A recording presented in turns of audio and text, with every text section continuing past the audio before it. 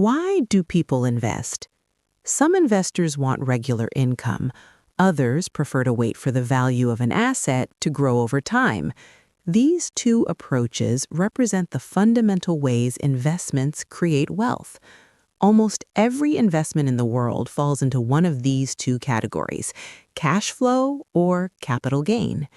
Understanding this difference can completely change how you think about investing. Welcome to Decode Advanced English on Wealth by Hana, where English meets finance, investing, and real-world thinking. In our previous lesson, we explored real estate investing and saw how property investors often focus on either rental income or rising property values. Today, we expand that idea further because this concept applies to many different types of investments, not just real estate. To understand this concept more clearly, let's listen to our experts, Alastair and Victoria. When discussing investments, it's helpful to understand how they generate returns. Indeed, most investments produce returns in one of two ways, Through cash flow. or through capital gains, Cash flow refers to regular income generated by an asset. such as rental income from property or dividends from stocks. Capital gains, on the other hand, occur when the value of an asset increases over time. For example, when a property or stock becomes more valuable. Quite right, and investors often choose their strategy depending on their financial goals. So, in theory, the idea sounds simple. But how do investors think about these strategies in real life? Let's listen to Liam and Sophie. I've been reading about different investment strategies. So, what did you find? Apparently, most investments fall into two categories: cash flow or capital gain. That's a useful way to think about it.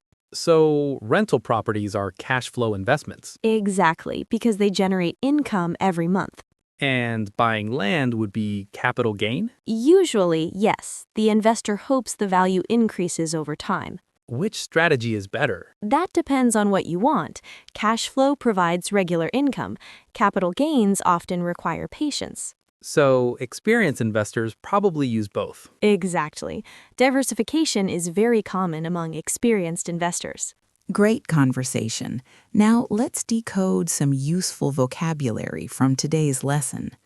Term number 1, capital gain, meaning profit made when an asset increases in value.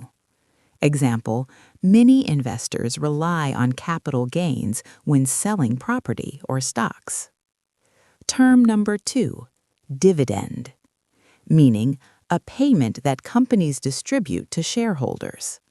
Example, some investors prefer stocks that pay regular dividends.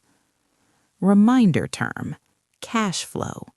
You may remember this expression from our previous lesson about real estate investing. Cash flow describes regular income generated by an investment. Most investments can be classified into two main categories: cash flow investments. Examples include rental properties, dividend-paying stocks, businesses that generate income. These investments produce regular income over time. Capital gain investments. Examples include land, growth stocks, developing areas of real estate. These investments rely on increasing asset value over time. Many experienced investors combine both strategies. They create cash flow to support their lifestyle while holding other assets for long-term growth. Thanks for learning with Decode Advanced English on Wealth by Hana. Today, we explored the two fundamental ways investments generate returns: cash flow and capital gain. But understanding investment theory is only the first step.